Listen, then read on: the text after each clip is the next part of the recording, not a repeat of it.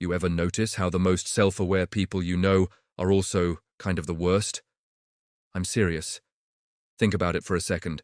The person who's always talking about their therapy breakthroughs, the one who can perfectly describe their attachment style, the friend who knows exactly why they do everything they do. And yet somehow, they're still doing the exact same toxic stuff they were doing 5 years ago. That's what we're getting into today. Because self-awareness has this dark side that nobody talks about.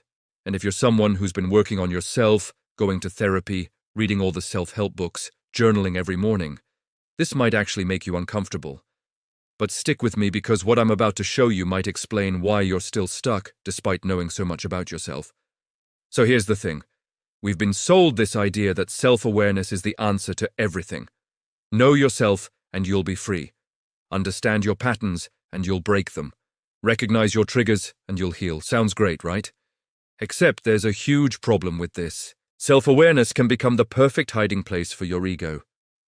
Let me explain what I mean by that. When you become really good at analyzing yourself, when you can label all your behaviors and explain all your reactions, something weird happens.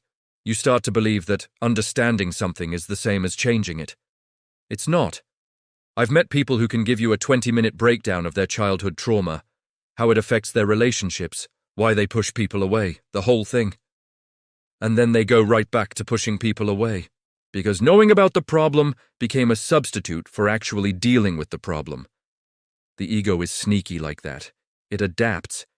When you start doing the work on yourself, the ego doesn't just disappear. It puts on a new costume. It becomes the person who's doing the work. And that's way more dangerous than someone who's completely unaware, because now you have all this knowledge that makes you feel like you're better than everyone else. You're more evolved, more conscious, more awake. But really, you're just stuck in a different kind of trap. Here's what this looks like in real life. Someone cuts you off in traffic and you get angry. Normal reaction, right? But instead of just being angry, you immediately start analyzing it. Oh, this is my inner child feeling unsafe. This is my nervous system being triggered. This is my abandonment wound showing up. And you feel good about yourself for being so aware of it, but you're still sitting there angry. Nothing actually changed. The awareness became a way to avoid actually feeling the feeling and letting it pass. You turned it into a story about yourself instead of just experiencing it and moving on. This is what I call awareness as performance. You're not actually processing anything. You're narrating your life like you're the main character in some psychological documentary. And the worst part? It feels like growth. It feels like you're doing something. But you're actually just creating more distance between you and your actual experience. Let me give you another example that's even more common. Relationships. How many times have you heard someone say something like, I know I have commitment issues because of my parents' divorce, so I'm just not ready for a relationship right yet. They say it so casually, so matter of fact. And because they can explain it, they think they're off the hook. The awareness becomes an excuse. I'm not avoiding commitment because I'm scared. I'm avoiding it because I'm self-aware enough to know I have this pattern. See the difference? One is taking responsibility. The other is using psychology as a shield. And people do this all the time without realizing it. They use therapy language to justify the same old behaviors. I need to set boundaries becomes I'm going to be selfish and call it self-care. I'm healing my inner child becomes I'm going to act however I want and blame it on my past. I'm protecting my energy becomes I'm going to avoid any uncomfortable conversation. The language of growth becomes the language of avoidance. And here's the really twisted part. The more you know about psychology, about trauma, about healing, the better you get at this. You learn all the right words. You understand all the concepts. And your ego uses that knowledge to build an even stronger defense system. Because now when someone calls you out on your behavior, you can explain it away.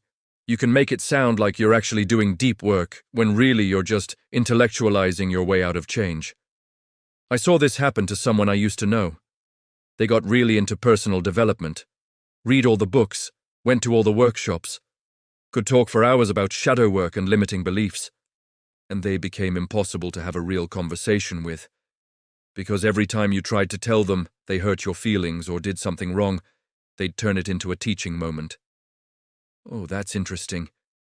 You're projecting your fear of abandonment onto me right now.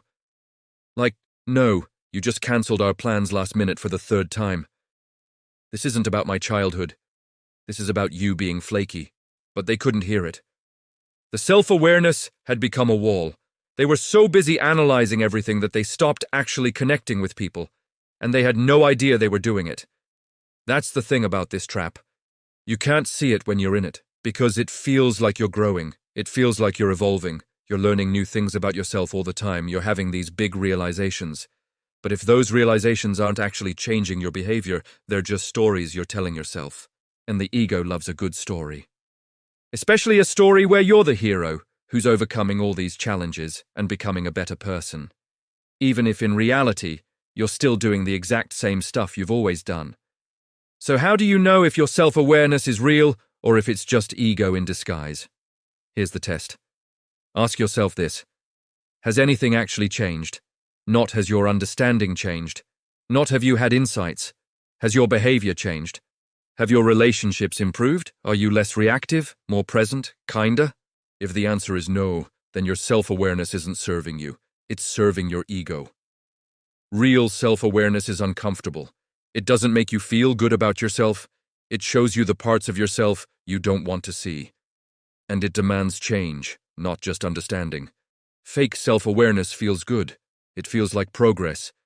It lets you stay exactly where you are while believing you're moving forward. That's the trap. And I'm not saying this to make anyone feel bad. I've been in this trap myself. I've spent years thinking I was doing the work, when really I was just thinking about doing the work. I could tell you everything that was wrong with me. I had the whole map of my psyche laid out. But I wasn't actually any different. I was just better at explaining why I was the way I was. And that explanation became comfortable. It became my identity. I'm someone who struggles with vulnerability because of this. I'm someone who has trust issues because of that. Those statements felt true. They felt deep. But they were also keeping me stuck, because as long as I had a reason for why I was the way I was, I didn't have to change. The breakthrough came when I realized that self-awareness without action is just self-absorption. It's navel-gazing dressed up as healing. And that was hard to accept because I'd invested so much time and energy into understanding myself. But understanding isn't enough. You can know everything about how a car engine works and still not know how to drive. The same goes for your mind. You can understand every pattern, every trigger, every defense mechanism, and still be completely unable to actually show up differently in your life. Because knowing and doing are two completely different things, and the ego loves to convince you that knowing is enough. So, what's the alternative? How do you use self-awareness in a way that actually helps, instead of just feeding your ego?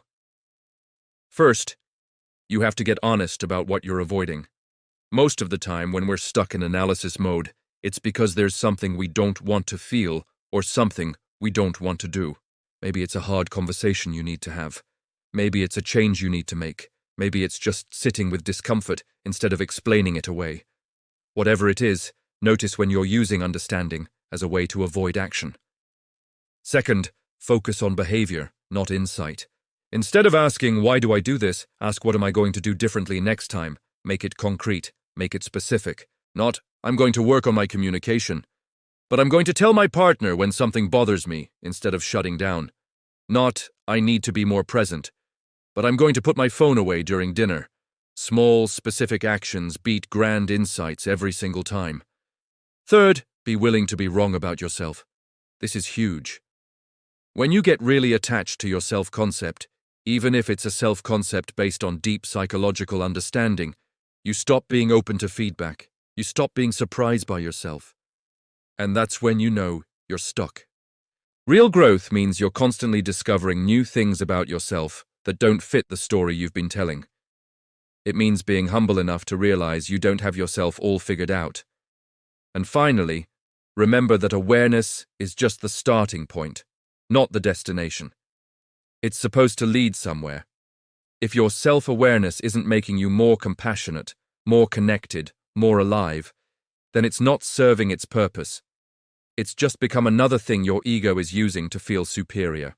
And I get it. This is hard to hear, especially if you've been putting in the work, going to therapy, trying to understand yourself. It feels like I'm saying that's all worthless. But I'm not. I'm saying that it only has value if it leads to actual change. Otherwise, it's just a very sophisticated form of self-deception. And the scary thing is, this kind of self-deception is harder to break through than regular ignorance, because you think you're already awake. You think you already see clearly. But you're just seeing your own reflection and calling it truth. The real dark side of self-awareness is that it can become the ultimate excuse. A way to stay stuck while feeling smart about it. A way to avoid real vulnerability while appearing open. A way to keep people at a distance while seeming self-aware. And the only way out is to stop analyzing and start doing. To stop explaining and start changing. To stop performing awareness and start actually living differently. Because at the end of the day, nobody cares how well you understand yourself. They care about how you show up. They care about whether you're kind, whether you're reliable, whether you're present. And none of that comes from having the right insights. It comes from making different choices over and over, even when it's uncomfortable. That's real self-awareness.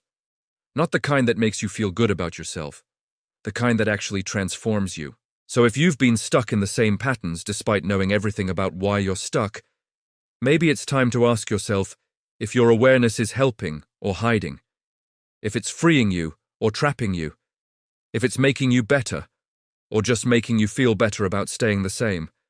And if you realize you've been using self-awareness as a shield, that's okay. That's actually the first real step. Not understanding that you do it, but admitting it and choosing to do something different. That's where the real work begins. Subscribe if this hit different.